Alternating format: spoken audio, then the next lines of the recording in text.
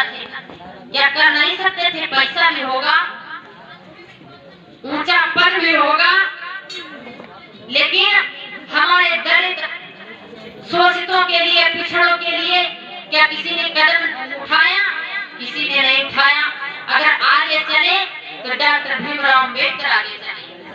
आइए मेरे भाइयों, सभी लोग ध्यान देंगे डॉक्टर भीमराव अम्बेडकर की पावन चर्चा की तरफ। महान्य हो तो डॉक्टर भीमराव अम्बेडकर,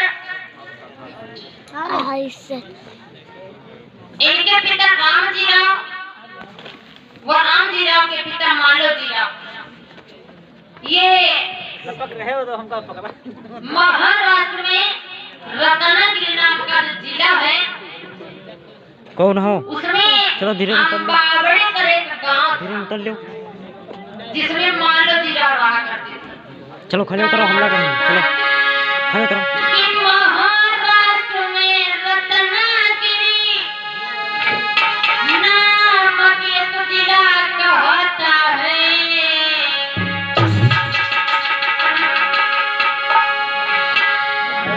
महाराष्ट्र में रत्नागिरी नामक एक जिला कहता है, और उसी जिले के अंतर्गत अम्बावड़े गांव ये कहता है।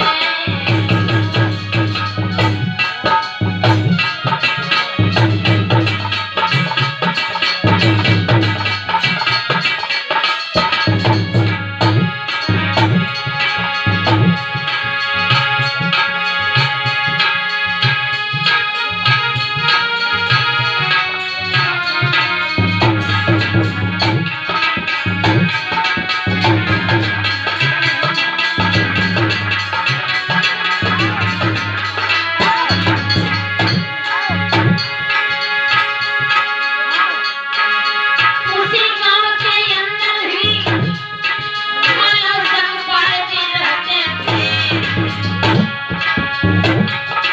भारत जाति में जन्म लिया वो दलित वर्ग कहलाते थे।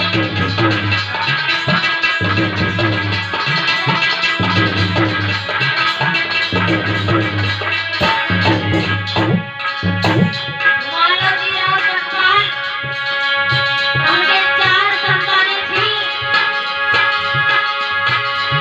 संतान चारों उत्पन्न हुई, राष्ट्र को जो मैं बतलाई।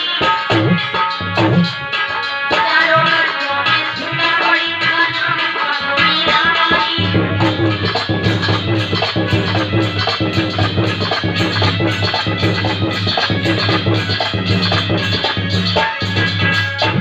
चारों लड़कियों में सुना बड़ी का नाम मीराबाई।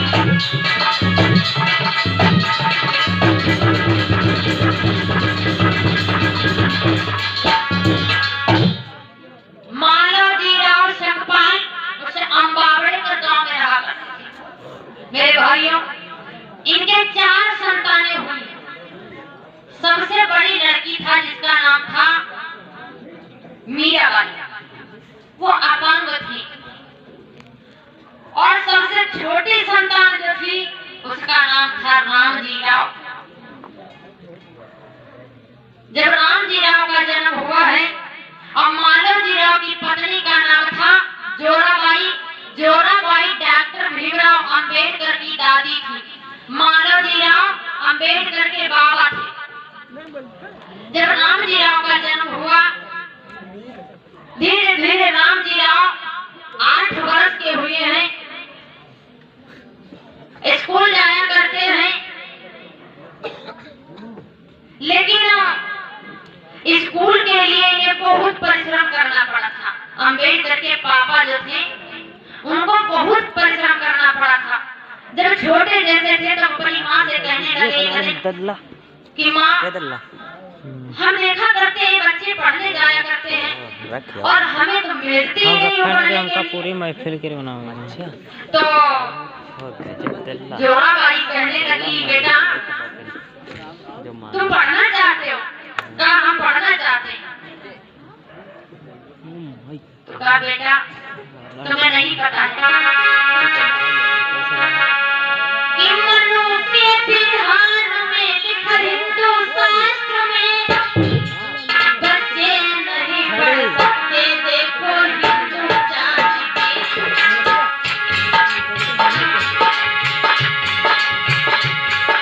मनु के विधान में लिखा हिंदू शास्त्र में बच्चे नहीं पढ़ सकते, देखो हिंदू जाति के।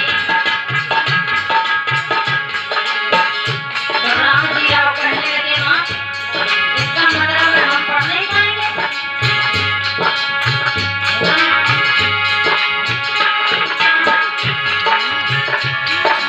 राम जी राव बोले और सुन ले मेरी माँ,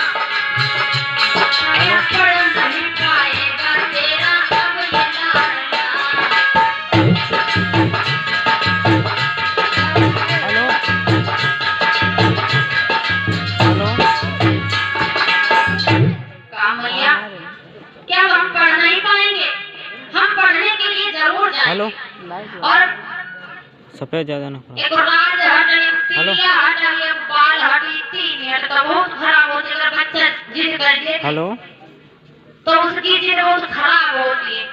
राम जी राव कहने लगे जोराबाई से, माँ हम जरूर हेलो। पढ़ने के लिए जाएंगे चाहे कुछ भी करो।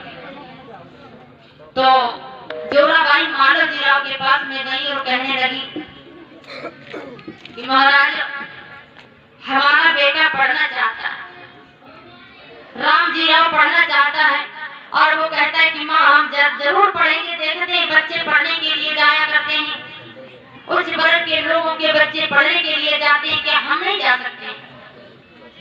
तो कहा महाराज वैसे तो हम लोगों को पढ़ना मना है, शूद्रों को शिक्षा ग्रहण करना मना है, ऐसा मनुस्मृति में लिखा है। उस समय मनु का विधान चलता था। तो मेरे भाइयों आज जोराबाई बोली है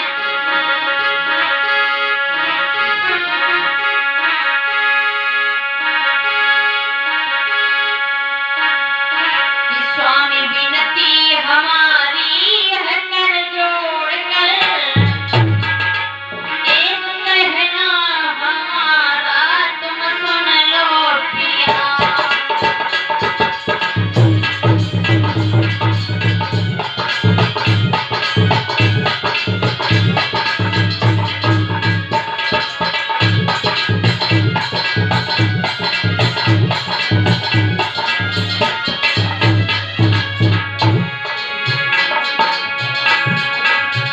स्वामी विनती हमारी है कर जोड़ कर, एक कहना हमारा तुम सुन लो पिया। मेरे प्यारे दुलारे कई स्कूल में साथ आया खुदा के करारो पिया।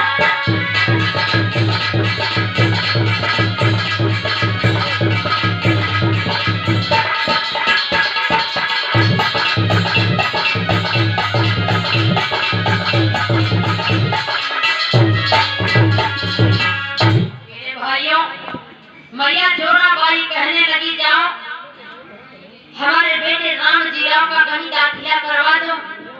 तो कई जगह गए लेकिन शिक्षा प्राप्त करने का अधिकार नहीं था, स्कूल से भगा दिए जाते थे,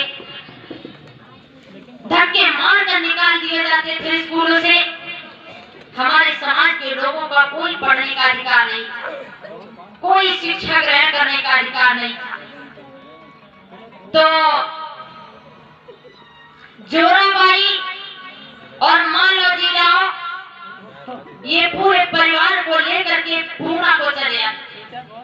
जब पूना को चले आए हैं, पूना में रहने लगे हैं, सैनिक स्कूल में एडमिशन करवा दिया जिनमें सैनिकों के बच्चे पढ़ाई किया करते थे। और माधव जी राव ये सेना में सूबेदार थे, ये भी सैनिक थे। तो मेरे भाइयों आज एडमिशन हो गया है पुलिस सैनिक स्कूल में, तो राम जी राव पढ़ने के लिए जाने लगे हैं। पूना में रहते रहते रहते रहते कितने दिन व्यतीत हुए हैं कि पूना में रहे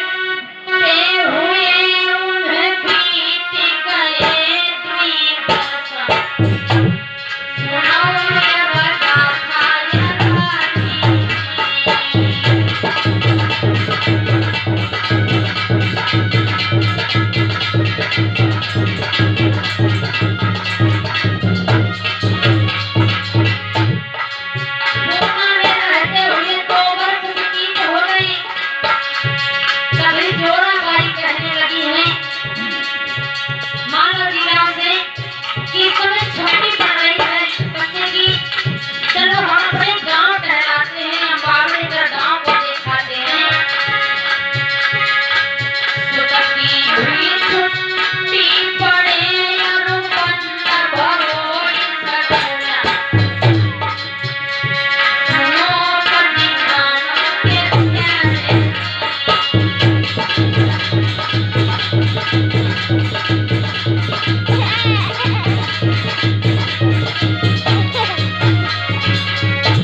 कहा चलो बच्चे की छुट्टी पड़ रही है और हम लोग चलते हैं अपने गांव टहलाते हैं।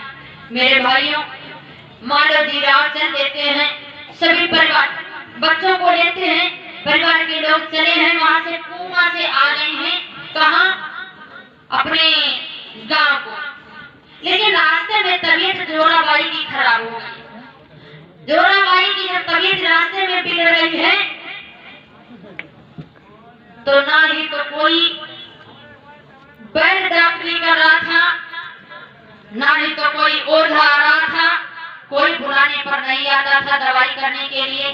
धीरे धीरे धीरे धीरे जैसे तैसे ठीक हुई जोराबाई, फिर पूना को चले आई।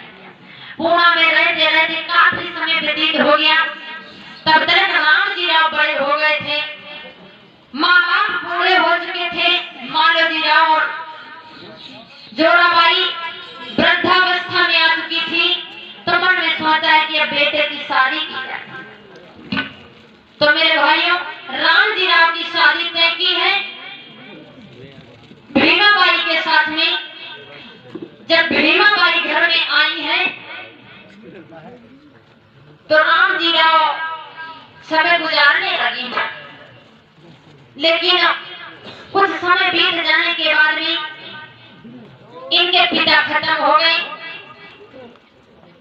पिता खत्म हो जाने के बाद में राम